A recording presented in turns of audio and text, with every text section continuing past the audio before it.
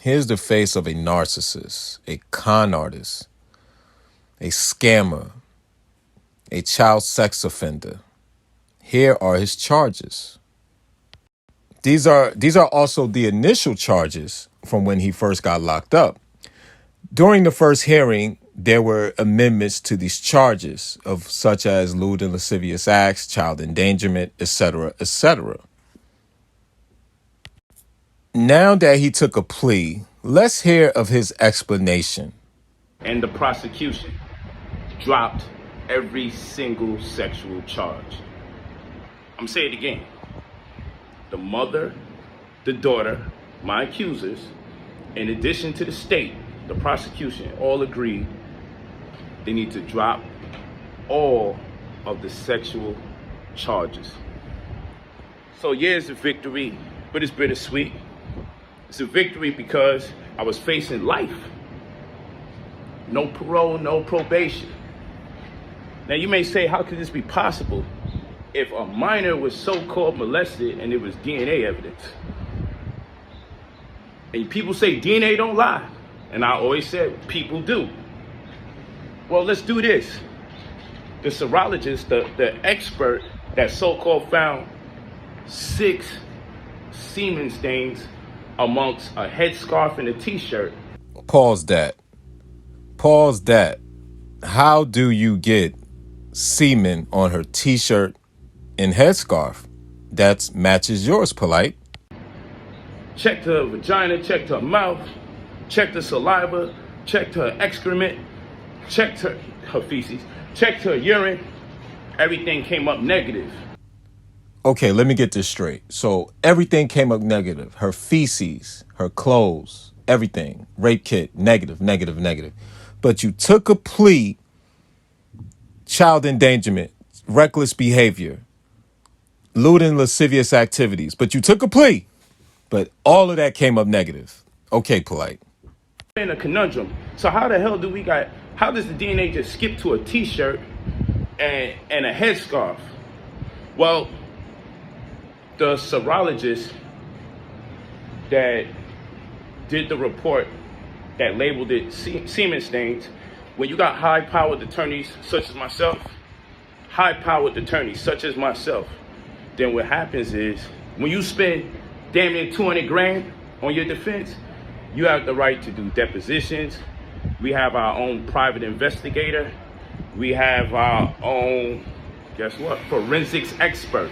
So our forensics expert said this. Our forensics expert said, we want to take a look and see what's going on over there. So when our forensics expert took a look and examined these so-called clothes with semen stains, we had some questions about how did you definitively conclude that that was semen in the first damn place? Okay, this is a teaching moment. There's no such thing as how do you know if it's semen. They test for semen. If you believe this, you are just as moronic as he is for telling you this story. That is a fact. There's no such thing as how do you know it's semen in the first place. That is retarded. As it goes, so they can make a determining factor if they got a case or not. Point in case, we couldn't interview the serologist, Stephanie Thompson, because she mysteriously disappears when we want to question her about how she came up with those results. I'll say it again. The person who said that there was semen stains on the headscarf and the shirt, despite the fact the rape kit tested for 5 different DNAs, considering the egregious acts that I was accused of, the rape kit came up all negative, which science would suggest I did absolutely none of the things that I was accused of. Everything is all negative. The rape kit, negative. Science approves you as being innocent, but you took a plea. Let's say this again. Everything negative. Rape kit, negative. Semen stains, negative. But science approves of you being innocent of your egregious charges. But you took a plea that allows you to sit for 7 years.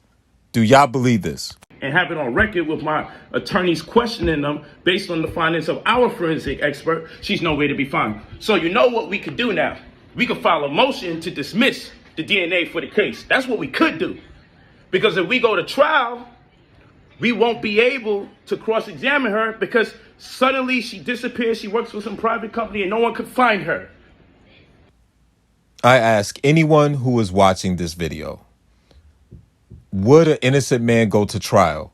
Science kit, negative. Rape kit, negative. Semen stains, negative. Would you not go to trial?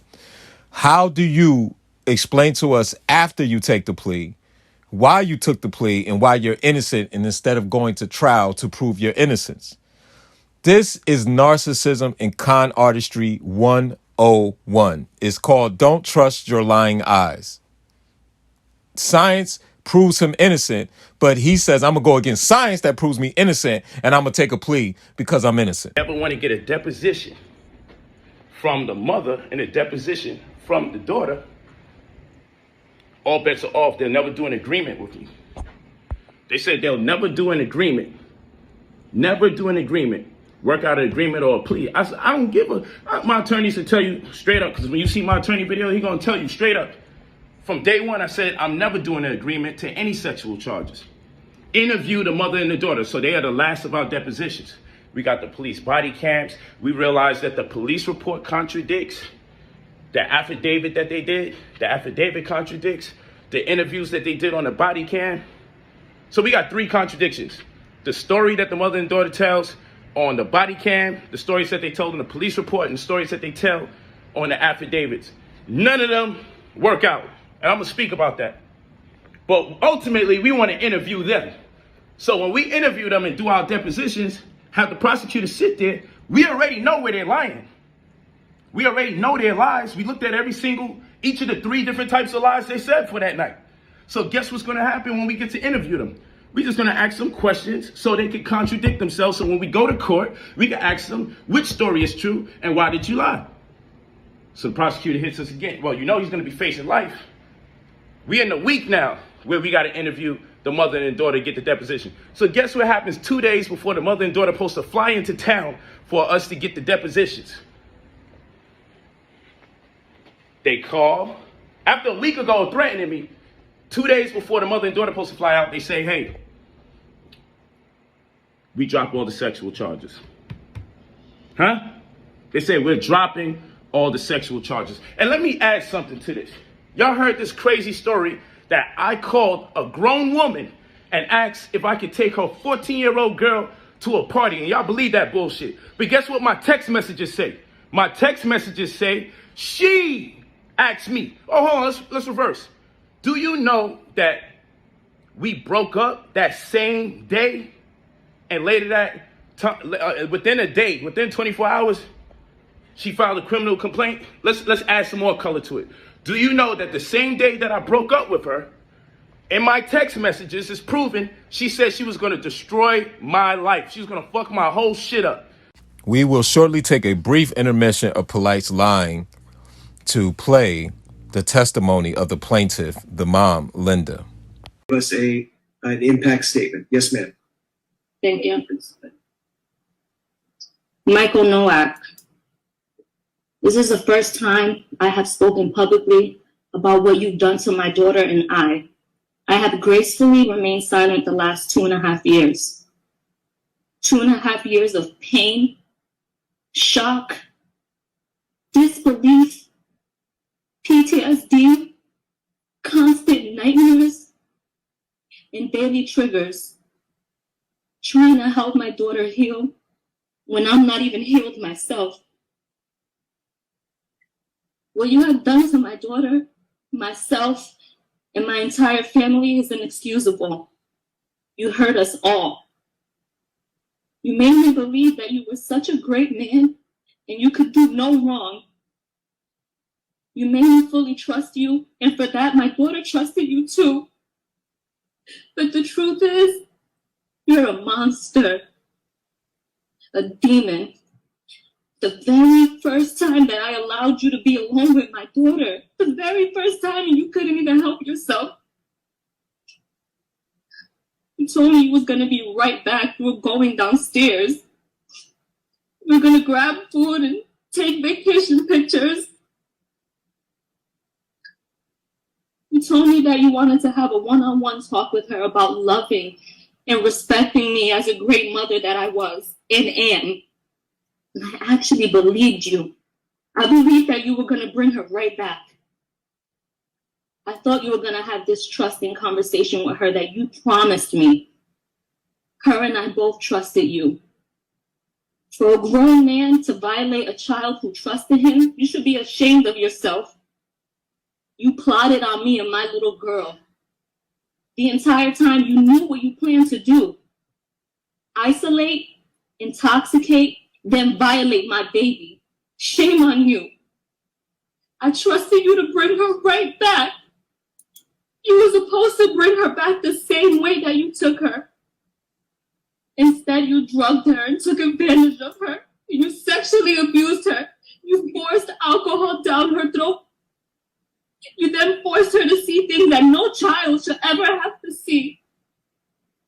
You forced her to feel things that no child should have to feel. You forced her to accept violence that no child should ever have to endure. You forced drugs in her that no human should ever even ingest. She's my child. My baby. How could you? How could you? My life. She's gonna fuck my whole shit up. So we have motive.